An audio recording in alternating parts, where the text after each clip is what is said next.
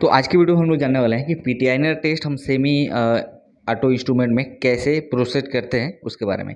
तो मशीन जब आप चालू करोगे तो वहाँ पे देखना चाहिए आपको 37 डिग्री सेल्सियस इसको टेम्परेचर की आवश्यकता होती है।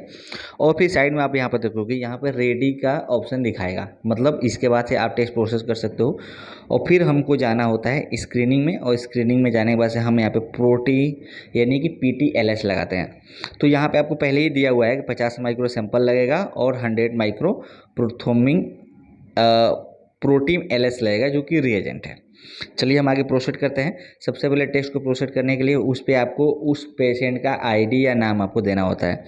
तो मैं एक आपको दिखाने के लिए टेस्ट कर रहा हूँ, तो इसलिए मैं 1 2 3 इस पेशेंट का ID यहाँ पे हम ऐड कर देंगे और ओके कर देंगे। अब यहाँ पे ये दे दिया है कि ID इसका 1 2 3 है और इस पेशेंट का हमें टेस्ट करना है। तो इसमें टेस्ट करने के लिए ऐसे एक टेस्ट ट्यूब की ज़रूरत पड़ती है, जो कि टेस्ट ट्यूब मैंने इसमें लगा दिया। लगाने के बाद से आप यहाँ पे आपको बोलेगा कि सैंपल ऐड करो। तो ये हमारे पास प्लाज्मा सैंपल है सोडियम साइट्रेट का। तो कभी भी हमको सोडियम साइट्रेट से करना होता है, और ये हमारा प्रोटीन LS का रिएजेंट है। तो चलिए हम इससे टेस्ट प्रोसेस करके आपको दिखाते हैं कि एक्चुअली प्रोसेस कैसे किया जाता है सेमी ऑटो इंस्ट्रूमेंट पे।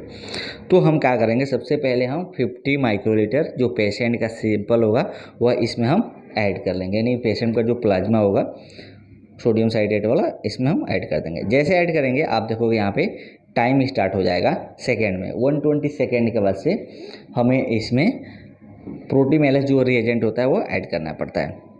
अब हमें जान लेते हैं जो ये टेस्ट होता है क्यों किया जाता है। ये अगर आपका ब्लड ज़्यादा गाढ़ा हो गया है, ज़्यादा पतला हो गया है, तो उसके लिए डॉक्टर करवाते हैं। अगर हार्ट का अगर पेशेंट है, ट्रीटमेंट चल रहा है, तो उसके लिए डॉक्टर आपको टेस्ट करवाते रहते हैं। तो इसलिए पीटीआईआर का टेस्ट करवाना बहुत ज़्यादा इंपॉर्टेंट होता है। और ये जो टेस्ट होता है ये सेकेंड में इसका रिजल्ट आता है। तो एक एक सेकेंड इस टेस्ट के लिए बहुत ज़्यादा इंपॉर्टेंट होता है। तो जब भी अगर आप माइक्रो पिपेटिंग करो तो आपका जो माइक्रो पिपेटिंग होना चाहिए वो करेक्ट होना चाहिए, क्योंकि थोड़ा भी अगर कम ज़्यादा आप करोगे तो फिर दिक्कत आ जाएगी। तो हम क्या करते हैं, 100 माइक्रो पहले से ही इसमें जो प्रोटीन LS जो हमारा रिएजेंट होता है उसको हम लेके रख लेंगे। और जब यहाँ पे 4 से 5 सेकेंड और दिखाना चालू करेगा तो उस टाइम पे हम इसके अंदर जो रिएजेंट होगा उसको हम ऐड करेंगे। तभी 16 सेकेंड, 15 सेकेंड, 14 सेकेंड, 13 सेकेंड, अभी ये सेकेंड दिखा रहा है, नज़दीक आ गया। तो अब इसके अंदर हम जो रिएजेंट है हमारा उस रिएजेंट को हम इसमें ऐड करेंगे। तो चलिए हम इसमें ऐड कर देते हैं पहले। और ये हमेशा याद रखना, थोड़ा फोर्स के साथ इसे ऐड करना है कि ये सेंस कर सके कि इसके अंदर रिएजेंट हमने डाला है कि नहीं। जैसे इसमें सेंस नहीं किया था तो मैं थोड़ा सा इसमें फोर्स करूँगा तो ये अब स्टार्ट हो जाएगा। तो ये सेकंड काउंट करना चालू हो रहा है कि कितने सेकंड के अंदर जो टेस्ट है वो प्रोथम्बिंग मतलब कि क्लॉट हो रहा है कि नहीं हो रहा है।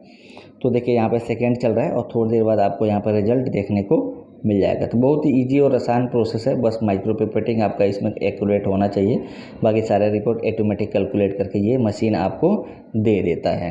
तो इस मशीन में इसके पहले कुछ कन्फिगरेशन की ज़रूरत पड़ती है, जो कि पहले मैंने किया हुआ है।